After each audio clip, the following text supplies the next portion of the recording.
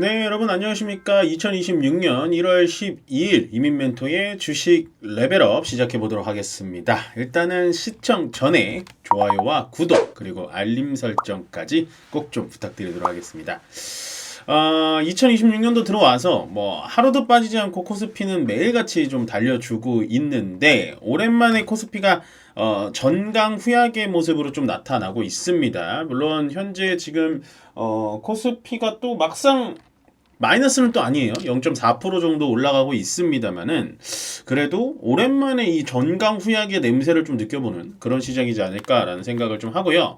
첫 번째 이슈는 일단은 JP모건 헬스케어가 시작이 됐습니다. JP모건 헬스케어가 일단 오늘부로 시작이 되는데 됨과 동시에 제약바이오가 제대로 세론이 나와버렸죠.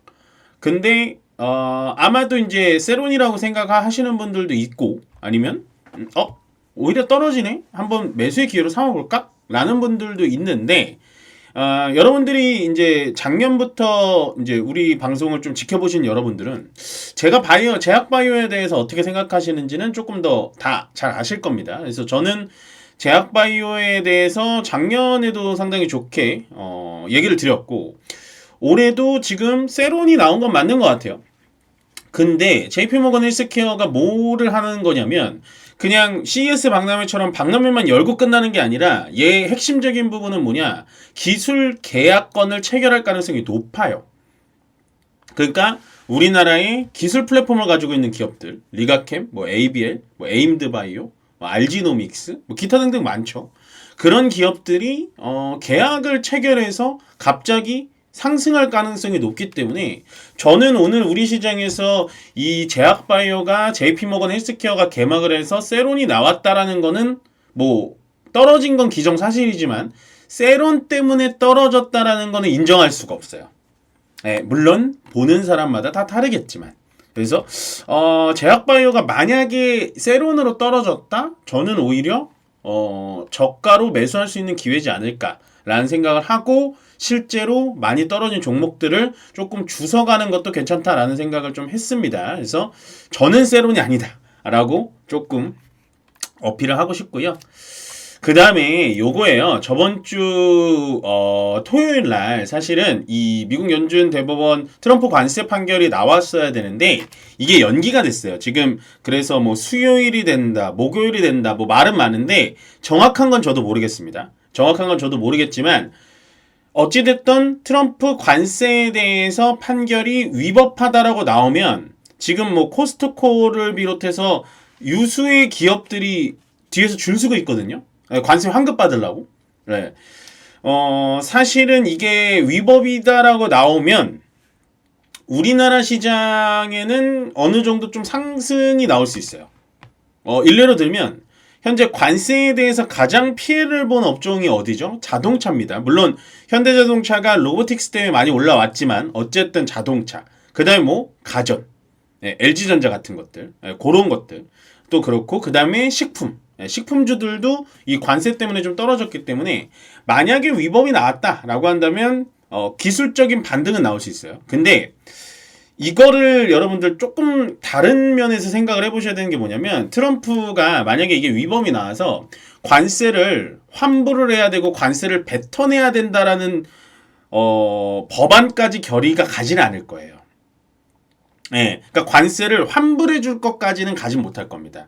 위법을 하게 된다면 트럼프는 어떻게 할 것이냐? 이게 지금 그거거든요. 전체적인 관세, 품목별 관세가 아니라 상호 관세. 거기에 대해서 판결이기 때문에 만약에 이게 위법하다라고 하면 오히려 단기간에는 지수에 좋을 수 있을지언정 오히려 트럼프는 어떻게 생각하냐면 그래? 그러면 품목별 관세로 다 끝내줄게. 품목별로 다 건드리면 피곤한 겁니다. 이게 왜 되는 거냐면 현재 대법원에서 트럼프한테 상호 관세는 위법이라고 얘기하는 이유가 뭐냐? 그거는 지금 전체적으로 국가 안보와 연결이 되지 않는다라는 거예요.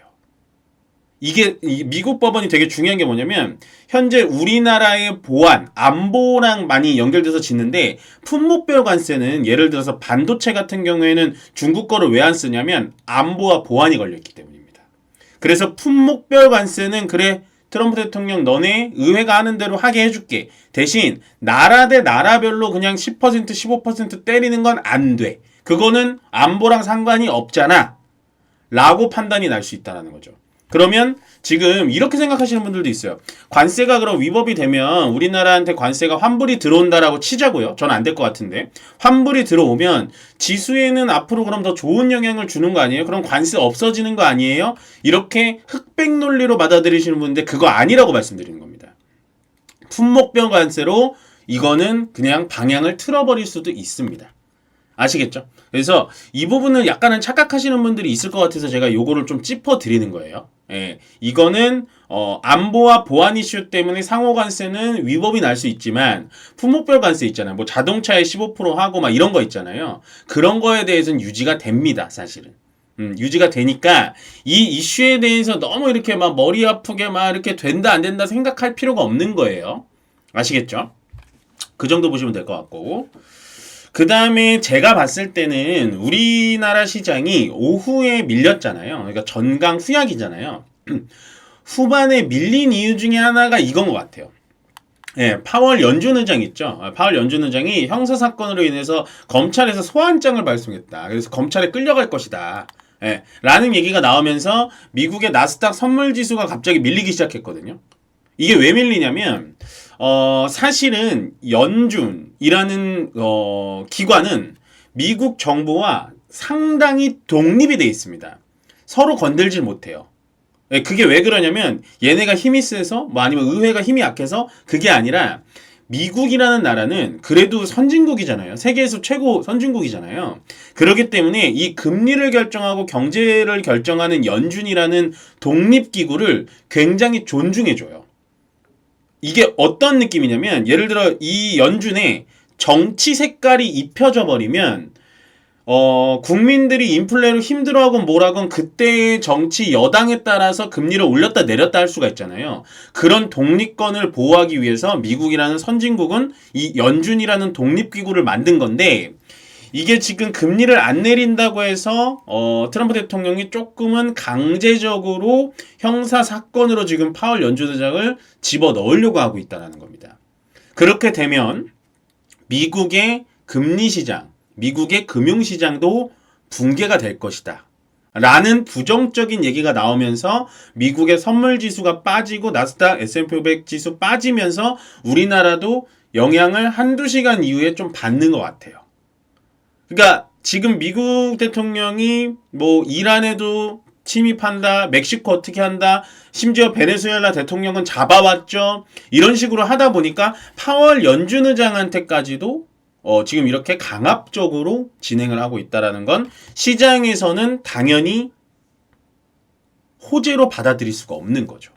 예, 저는 미국 대통령이 현재 지지율이 많이 떨어지고 있기 때문에 거기에 대해서 좀 너무 무리수를 날리는 거 아닐까라는 생각을 하고 그 다음에 지금 주변에 참모들이 되게 많을 거 아니에요. 아마 참모들이 굉장히 많이 말릴 텐데 현재 트럼프 대통령은 그런 거 자체를 전혀 귀담아 듣고 있지 않는 것 같다라는 생각을 합니다. 예, 그래서 이런 이유 때문에 시장은 좀 빠지는 것 같다라는 생각을 좀 들고요. 그 다음에 이제 이재명 대통령이 내일부터 1박 2일 일본 정상회담에 들어갑니다. 외교적인 부분에 대해서는 뭐 제가 뭐 정확하게 알 수는 없지만 일단은 저번 주 중국과의 정상회담도 제가 봤을 때는 꽤 성공적으로 끝났다라고 보여지고요. 일본과 정상회담도 꽤 좋은 결과로 나올 겁니다. 그게 현재 제가 뭐 정치 색깔 이게 아니라 현재 정부가 일을 잘합니다, 못합니다 그 말이 아니라요. 전체적인 분위기, 이 글로벌 분위기가 어떻게 보면 지금 우리나라한테 굉장히 호의적인 분위기예요. 왜? 일본과 중국이 이렇게 심각하게 대립되고 싸웠던 적은 저는 많이 못 본 것 같아요. 그러니까 항상 중심엔 우리나라가 있었거든요. 잘 보면 한중 간의 관계가 나빠졌을 때 사드 배치 사건이 있었고 그 다음에 일본과 우리나라 노노재팬 사태가 일어났을 때 일본과 우리나라의 사이가 극한으로 안 좋아졌거든요. 그러니까 항상 중간에 우리나라를 두고 중국이 한번 우리나라 때리고 일본이 한번 우리나라 때렸던 그런 거였는데 이제는 중국과 일본이 맞붙다 보니까 당연히 중국도 우리나라한테 손을 내밀 수밖에 없고 일본도 우리나라한테 굉장히 유화적인 제스처를 취할 수밖에 없을 겁니다. 그래서 아마 이번 정상회담 때도 일본과의 시너지가 날 수 있는 거를 잘 찾아보시면 괜찮은 효과를 노릴 수가 있다. 그 중에서 제가 봤을 때는 뭐 일단은 엔터 쪽도 당연히 괜찮을 거고요. 왜냐면 일본에서도 우리나라 케이팝이 인기가 상당하기 때문에 엔터 쪽도 괜찮을 것 같고 미디어 뭐 이런 쪽도 괜찮을 것 같고 그 다음에 일본이랑 또 우리가 많이 협업을 하는 게 반도체 소재 쪽이에요. 뭐 특수가스라든지 뭐 폴리실리콘이라든지 이쪽 그쪽에 대해서도 일본과의 시너지가 좀 날 수 있고 그리고 이제 일본이 계속해서 이제 국방력 강화를 많이 얘기를 하잖아요. 그렇게 되면 우리나라의 방산주가 가뜩이나 지금 좋은데 거기에 조금 더 한 숟갈 더 얹을 수가 있다. 그러면 결국에는 저는 이 정상회담은 당연히 꽃길로 마무리될 가능성이 높다. 현재 우리나라의 위치가 지금 글로벌적으로 분위기 자체가 우리나라한테 우호적으로 돌아가고 있다라고 보시면 돼요. 왜냐면 중국과 일본이 싸우기 때문에 지금 아시아에서는 우리나라밖에 없잖아요. 중국, 일본 제외하면은 우리나라 정도에 되는 나라가 없기 때문에 일본도 당연히 우리나라와 호의적인 관계를 가질 수밖에 없습니다. 이거는 제가 뭐 뒤에서 오프 더 마이크로 좀 들었던 얘기인데 중국과의 정상회담도 사실은 우리가 기존에 계획했던 스케줄보다 훨씬 더 길어졌다라고 해요. 그만큼 중국에서도 굉장히 초대를 구애를 많이 했다라고 보시면 돼요. 그래서 지금 상황은 외교적으로는 우리나라가 굉장히 스탠스가 유리하다라고 보시면 됩니다.